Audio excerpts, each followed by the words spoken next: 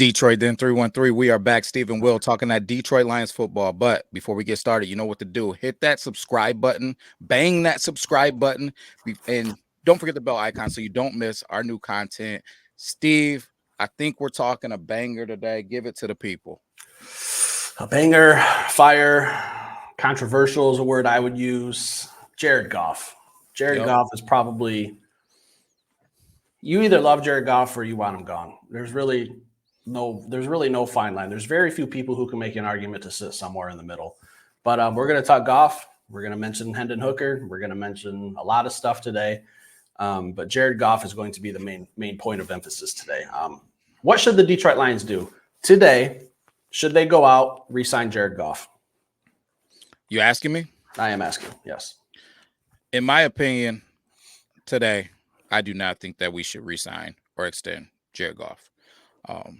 I just don't think it's the right time. I think that I see a lot of people living in this fantasy world where they believe that Jared Goff is going to give a team-friendly deal and he's going to be this kumbaya. Dan Campbell and Brad Holmes, I'm so thankful to you guys giving me this opportunity. I'll sign for $30 million. It's just not going to happen. It's just not going to happen. So I guess I'll throw it back at you before we get into it. What do you think? Should we sign him right now, today? How you feeling? I think we should sign him right now, today, an hour ago, just because of the market, where the market's going. Kirk Cousins just signed a deal with the Atlanta Falcons for $45 million a year. If you're asking me if Jared Goff's better than Kirk Cousins, yes, times a million.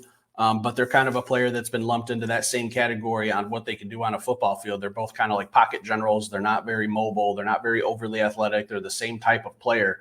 Jared Goff's been more successful. So if Kirk Cousins is going out and getting $45 million, Jared Goff needs at least 45.1, in my opinion. And I think that's a fair deal. We were talking $50 million a couple years ago. So as much as that's not a huge discount, $5 million off is pretty substantial to me. So I'm going to go out. I'm going to lock him up for the next 3 years. Maybe, I don't want to say 4, but if it's 4, it's 4. What can you do? Do you trust Brad Holmes? Yes. So I just have to look at the market, man. Like, what's the old saying? It's easier to get worse at quarterback than it is better. Can we do better than Jared Goff? Is Hendon Hooker better than Goff? Question mark. We don't know. I think there's a little bit of a flaw in your thought process there. And here's why I say that. Number one being, if we pay Jared Goff right now, right? I guess before I even get going, are you going to pay him $46 million? Yep. Okay, so you're going to pay Goff $46 million. I'm going to tell you right now, Jared Goff would be an absolute idiot to sign a 3-year deal. So will you give him, because I would imagine he's going to look for a 5-year deal. So in the middle of that, would you give him a 4-year deal? If I have to negotiate, if I want 3 and he wants 5, I think common ground would be 4. Okay, so $46 million, right? 4-year deal, right? That's putting Jared Goff, who is 29 years old right now. I'm not sure if he turns 30 during the season or if he is a strong 29 and he'll be 29 all season. I'm not sure exactly what that looks like, but either way. He will turn 30 about halfway through the season. All right, so that's going to put him it's going to be 34 years old at the end of this thing, right? So he'll be 34 years old. You sign him to a 4-year deal, correct? Yes. Somewhere in that vicinity. So you're never, and that's why I say he's not going to sign a 3-year deal. He'd be an idiot because he's going to be 33 years old trying to get another deal. And that just doesn't happen. The average lifespan of a quarterback is 34. So nobody's going to sign him to a big deal after that. So if I'm him and I'm his agent, I'm after 5, maybe I settle for 4, right? So we're looking at Jared Goff. Signing him now denies you the opportunity to see what Hendon Hooker looks like. And I got to see Hendon Hooker because if Hendon Hooker can ball, you play out your contract and then I put Hendon Hooker in the game in a rookie deal. Right? And to me, it would be almost Chicago Bear-like not to see what Hendon Hooker looks like. And the reason why I say that is if you have a dog in Hendon Hooker and now you have Jared Goff on the books, right? And I think you said it perfectly. Kirk Cousins kind of set the market again. He reset the market again because it's a fresh contract that was just signed. Not only did he get $45 million, he got $100 million guaranteed. So how much money of Jared Goff's contract is going to be guaranteed as well. That's another issue. So if you cut this man, you're still going to have to pay him whatever the guaranteed money is, right? And whatever, whatever the hit is, whatever you got to absorb out of the contract that was negotiated. So that's also problematic. To me, the only right move is to let Jared Goff start playing into this season. Get a preseason with Hendon Hooker, get important practice reps with Hendon Hooker. I'm sure we'll have a team that comes into town to battle with us in the trenches during the preseason and the through training camp. We'll have a cousin team in here giving us a look, and let's see what Hendon looks like through that. And let's evaluate him. If he looks like a dog, you let Jared Goff play out this last season, and then you move on. If he isn't looking good, then you stir up Jared Goff. Now, is there a risk involved? Absolutely there is. But at the end of the day, the NFL is a business. It's a business first, right? Stands for not for long. You're not going to be in this league for long because there's a young, hungry lion. See what I did there? See? Clever. A play on words. I like it. Full of wit, this guy. Half wit. But in all seriousness, if the NFL stands for not for long, man, so it's a business. Jared Goff is already playing the game. I'm not sure if you saw it. I just saw it today. Actually, I happened to catch it when I was doing some digging because I knew we were going to talk some Jared Goff.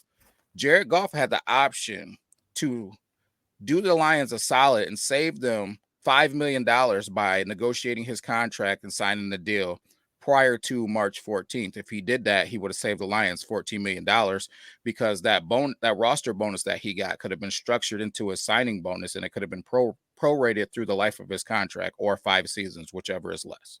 So he's already playing his games on his end, or his agent is. It's business first. He's not out here looking to save the Lions a ton of money. He's not out here looking Lions first. So everybody I already know has and is going to put that in the chat.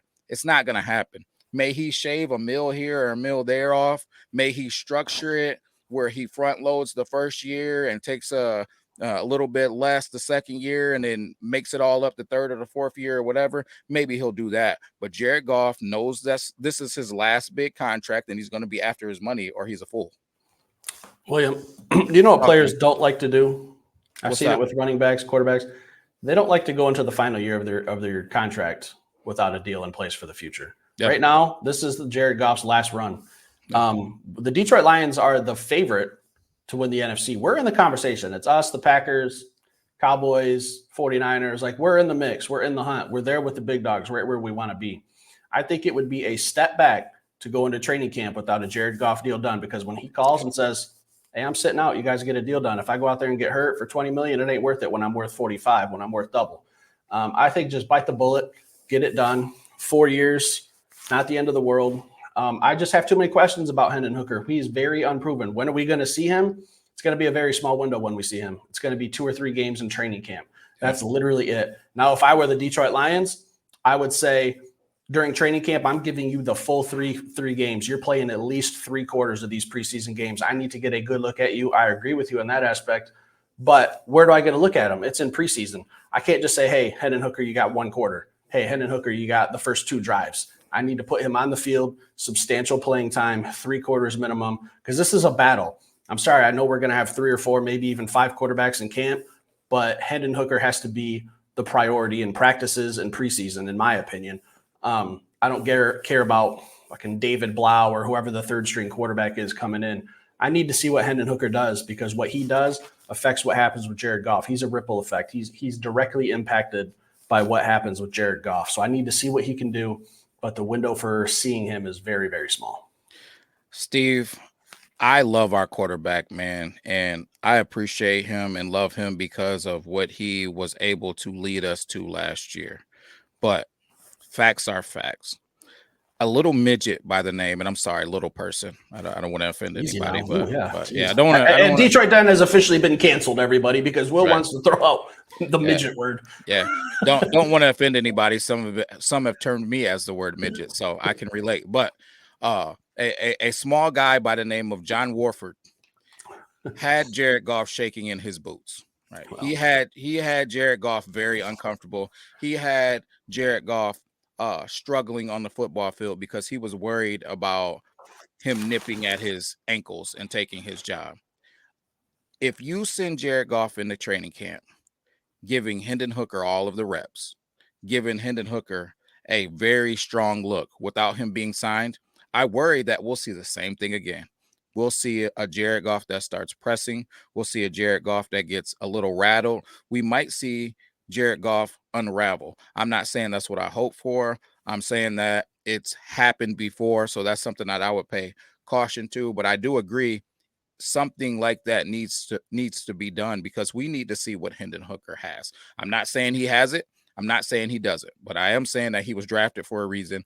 And I'm also saying that it doesn't make sense to have a guy that you drafted to be a guy that has a solid role on your team because you thought that he had first round potential and let him sit on your bench until he's 30, 31 years old.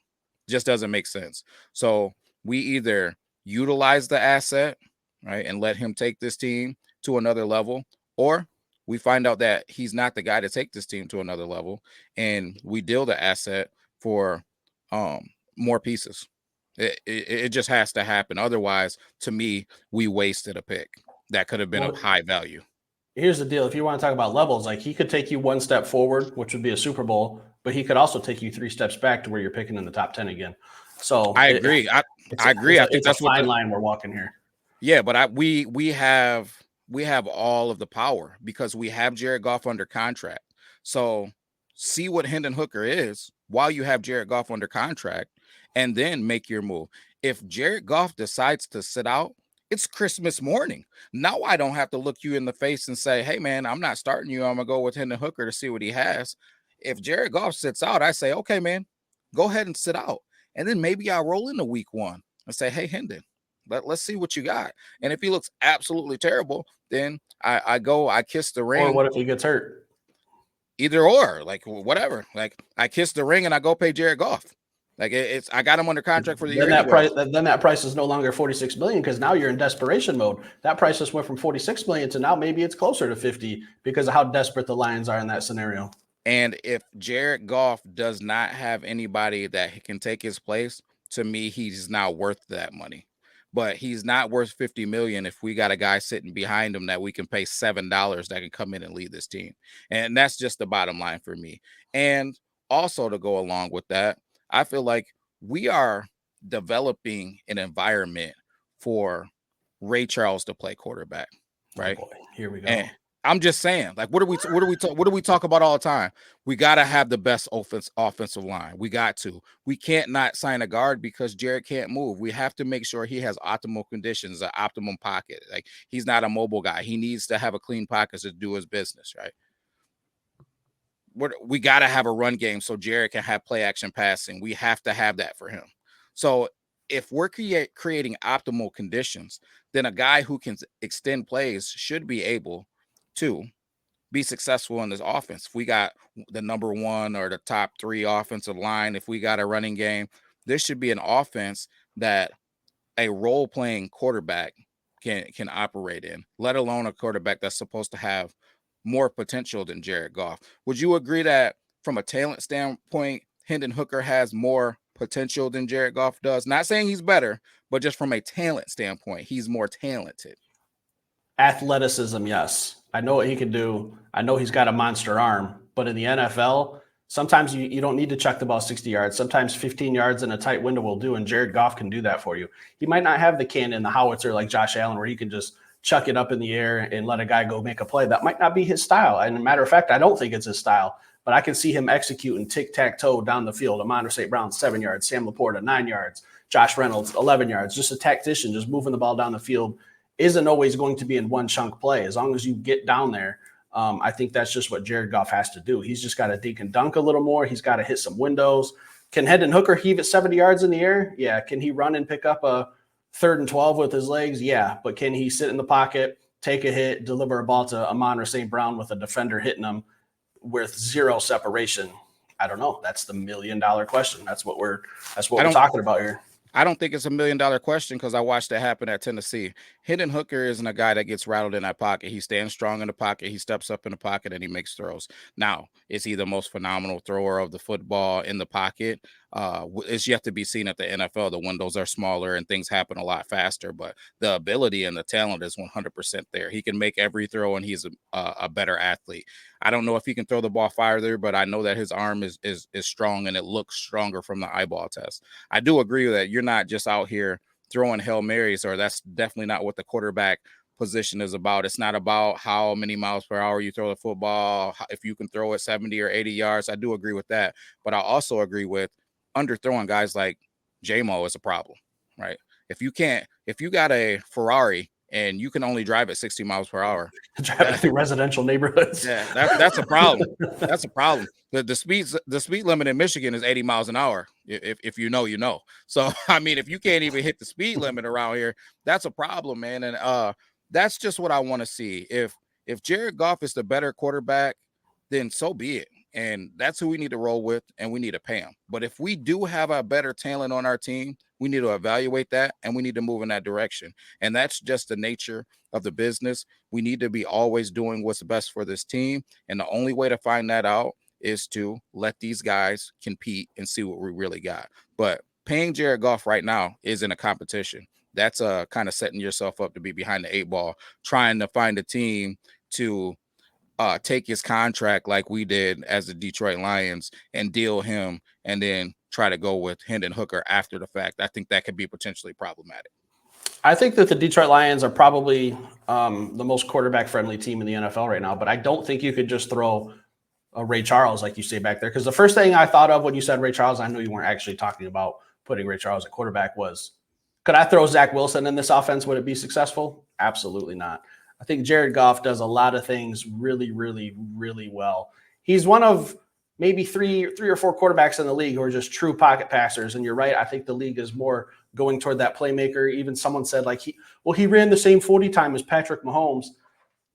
40 times don't mean anything. Patrick Mahomes is way more athletic. He's way more elusive, where Jared Goff, you could just watch the tape. He looks awkward when he's running with the football. It's not smooth. It's not like, oh man, he's going to put a move on someone and get an extra 5 or 6. Like, yeah, he can run. Does he? No. Does it look like sexy or anything? It doesn't. I don't think we could just throw anyone in there at quarterback. I think Jared Goff is the perfect quarterback for the Detroit Lions. I think we have built our team around Jared Goff, and it started 3 years ago. I think that's how much faith Dan and Brad Holmes had in him. What did we do? We went out and made a dominant offensive line. We put playmakers all around him. We gave him some running backs. That's exactly what Jared Goff needs to succeed. He needs all 3 of those things. He's not going to guy who's going to go out and put the team on his back late in the fourth quarter and make a big play with his legs or anything. He might hit a throw, but you have to have weapons. You have to have time. You have to have options. I think we built this team around Jared Goff, and it started when Dan and Brad took over. I think that's how much faith they had in him. I don't think it was faith. I think that it was what had to be done. It was the best option out of the options that were put on the table. But I think if we're going into an NFL draft, I don't think that that's the quarterback that they would select. Like if they were choosing. But I mean, who's available? That's all I'm saying. I'm saying if Jared Goff was in this draft right now, and you even minus Caleb Williams, I still don't know that you're drafting Jared Goff out of this group, knowing what you know now. And this isn't a hammer Jared Goff. He is what he is, and I think that he's a good quarterback, just like Kirk Cousins is a good quarterback. But I need somebody that is going to make the plays. And by the plays, I mean get that extra first down, hang around that pocket the extra second to make that extra throw, the stuff that Patrick Mahomes does, the stuff that Brock Purdy does. Just make that extra, just that extra second, that extra play to get what you need. And I think that that's the difference between us talking about a podcast where we hope we win a Super Bowl or already having one under our belt. He made the plays. Josh Reynolds didn't execute. I completely disagree, because I feel like there was other plays out there to be made, and he'd leave some meat on the bone. And there was a whole body of work of us not scoring in the third quarter. Everybody wants to throw that at Ben, man, but I think that Jared has to carry some of that weight too. You have to be out there making plays, man, and making things happen. And that's not something that I can't backtrack to a game and say, I could say Jared made some tough throws, man. He was gutsy. But I can't go back to a time and just say to myself, like, man, he scrambled and got that first down. We needed that. If we didn't do that, we don't win. Man, Jared hung around in the pocket, man, and then he broke free from the pocket, broke a tackle and made a throw. And without that play, we don't win the game. So has he made some tough throws and some tough gutsy had some tough gutsy play? He has, man, but that's not sustainable. Throwing the ball in little windows, that's not sustainable, right? It's not always going to happen, right? But the stuff that Patrick Mahomes does with his athleticism, that's stuff that he does all the time, down in and down out. He's for probably the life of his NFL career, he's going to be doing those things. You can't. Patrick Mahomes is one of one. Okay, Brock Purdy. Brock Purdy has an elite team built around him, just like Jared Goff needs to have. He's got different feet than Jared Goff. He can run, yes. And he's not, and it's not like he's a supreme, crazy, unbelievable athlete with an unbelievable 40 time and unbelievable athleticism.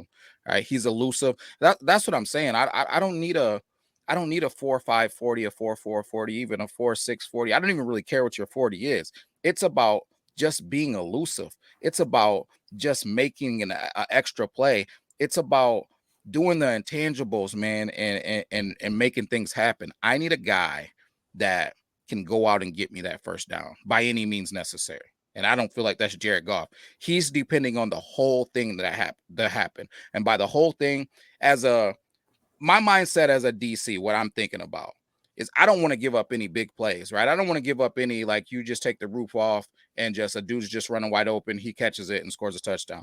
I don't want you to just run it at me, hand it off, and let this guy run. I want everything to happen. I want you to snap the ball, get the snap from the center. I want you to deal with the rush in your face. I want you to have to step up in a pocket and make some type of crazy acrobatic throw off balance, off platform. I want you to throw it into a small window. I want that guy to have to catch it into the small window, and I want him to have to secure the football without somebody punching it out. I want all those things to happen.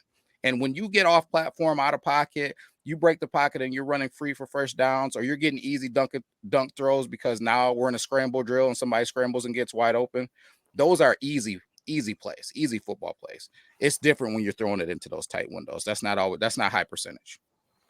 I just look at Jared Goff, a guy who's been to the Super Bowl, wasn't the reason they lost.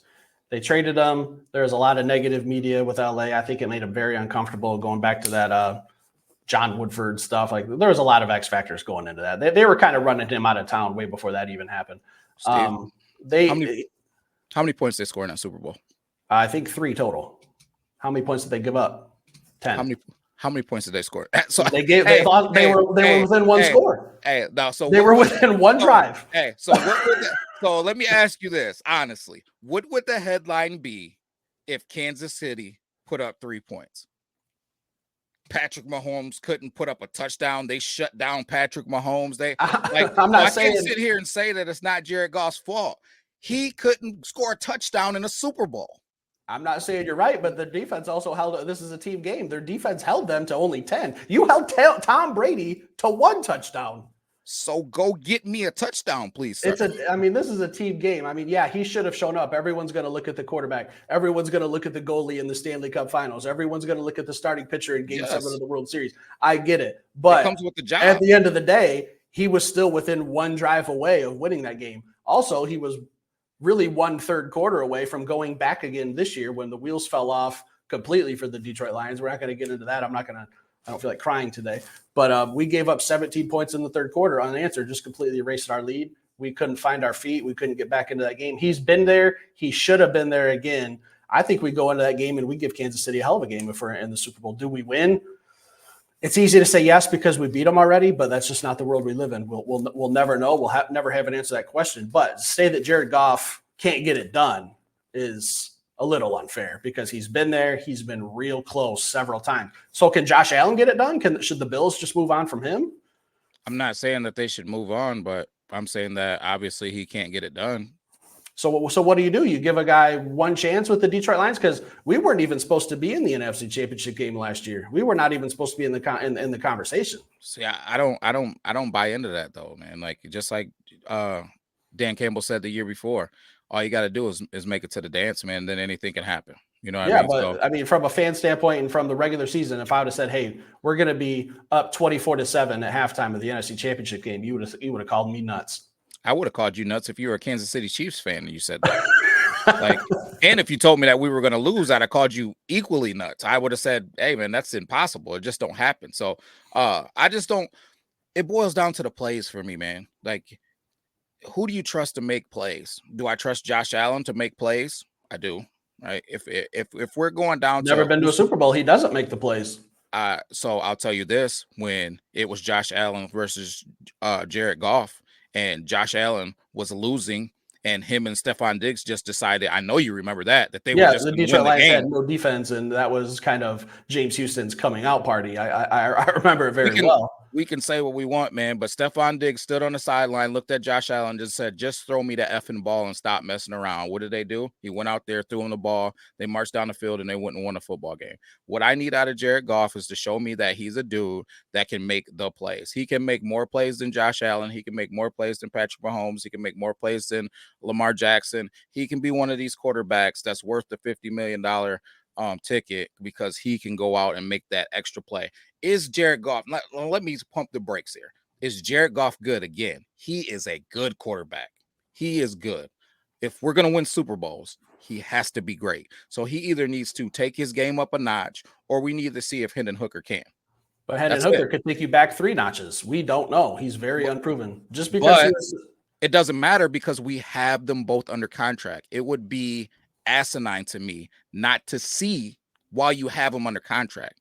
This year, see what you have in Hendon Hooker, why you have Goff under contract. If Hooker is trash, then you pay Jared Goff. But do not pay Jared Goff until you see what Hendon Hooker is, because that looks like you're paying a dude $50 million, 48, 47, 46, whatever the number is, for 4 years, 5 years. Now you got to figure out what the heck you're going to do with that contract. You probably guaranteed him 101 million because Kirk Cousins got 100 million guaranteed.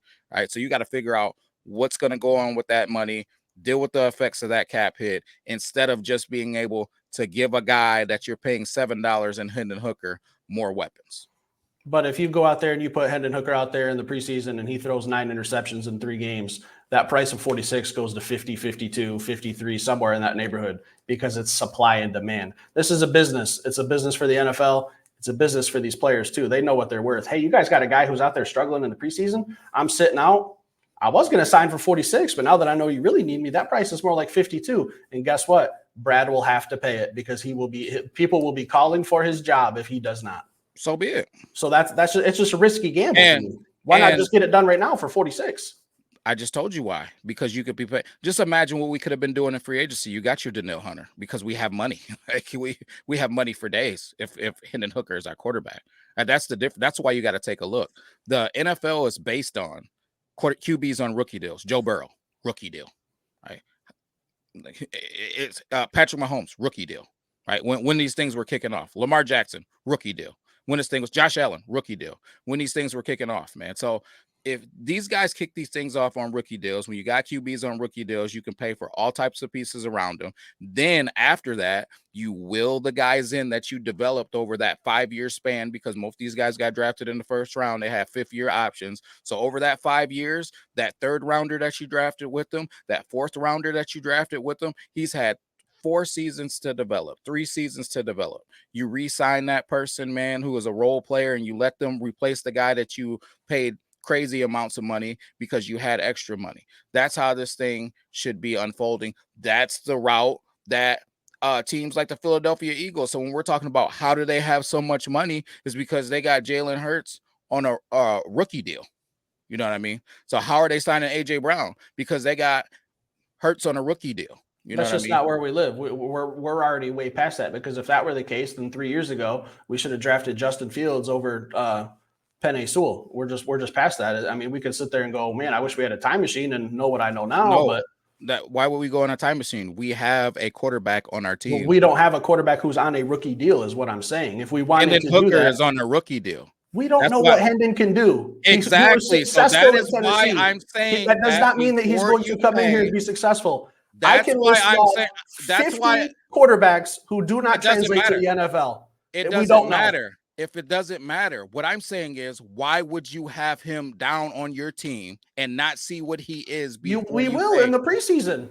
Exactly. That's all I'm But what if saying. he sucks? It's a gamble. That's Then all you I've been pay saying. Jared Goff. So what are we talking about? $5 extra million, $2-3 extra million? Like what are we talking about? That might mean Penei Sewell's out the door because he's going to want 30 next year.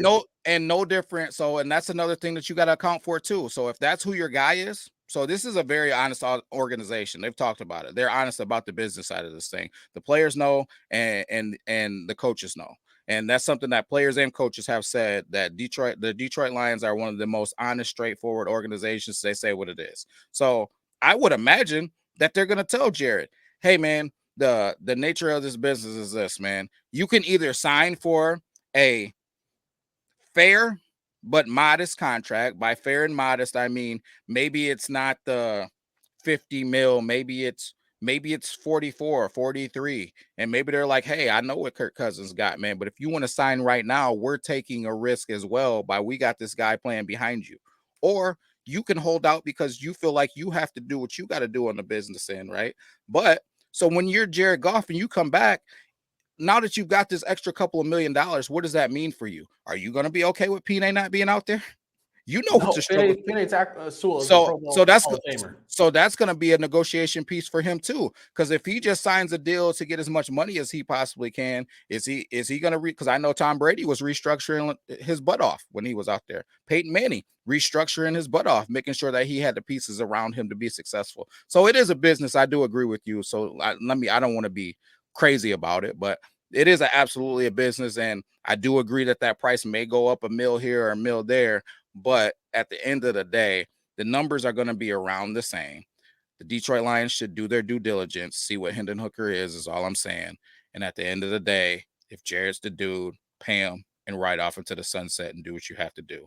But if Hendon is the guy, or he shows that he can be, then I think that you got to take a strong look at him and think about moving in that direction. Gun to your head, Hendon Hooker, the guy today? Is he the guy? So I watched a ton of Tennessee film today, being honest. And do I think that Hendon Hooker possesses every single tool? I take that back. I didn't just watch a ton of Tennessee film. I watched a ton of Tennessee and Virginia Tech film. I think that Hendon Hooker has all of the tools to be successful in the NFL. Do I think that he's the guy today? I have no idea, being honest. But I think he has the tools to take a look. Do I think that when I was watching Jordan Love's film and then I'm watching Hendon Hooker's film, do I think that Hendon Hooker's film looked better? I do. And do I think that Jordan Love is a good quarterback in the NFL? I do. So, I mean, that leads me to believe that maybe we should take a look at this guy. But at the end of the day, I wouldn't make any hasty decisions. I would just make sure that I gave him a thorough look. Gun to my head, I'm going to say no, just because history, I think, is on my side. He has potential. Hendon Hooker has plenty of potential. He lit up the scoreboard at Tennessee, SEC competition. I get all that. But I see guys coming into the NFL every year and they're busts. Tim Tebow. We can look at Jameis Winston, Marcus Mariota, Heisman Trophy winners, national champion, runner-up national champion. Those guys are career backups now. They had their chance. They didn't succeed. I mean, Johnny Manziel's not a good comparison, but Johnny Manziel was expected to set the league on fire, but he'd rather put some powder up his nose instead of play football. So that's not a good comparison because I can see his name coming in the comments. So I'm just getting ahead of that.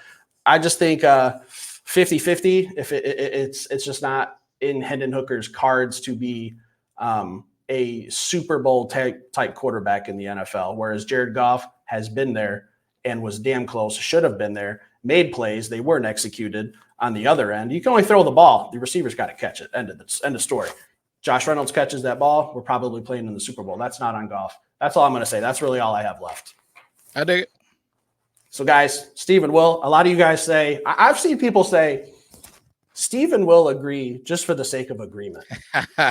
They do. I've seen it. I've seen it. If that's how you feel, I will tell you right now, go back to last season and watch some of our debates over Anthony Richardson and CJ Stroud, because they got, NFL Rookie of the Year, if I do say so myself, kind of called that one. But we don't just agree just to agree. I would say 98% of the time we agree. But obviously on this one, I'm Team Goff. He's thinking Hendon Hooker is the coming of Christ, I think. No, I'm not. I just want to take a look at the guy, man. I just want to get a strong look. Is it? We agree that he needs a look. We agree that how he plays affects this franchise drastically within the next 1 year, I would say. So we're kind of on the clock here. Hendon Hooker will be a huge factor in what happens with the Detroit Lions going forward. So leave some comments down below. Hit that like button.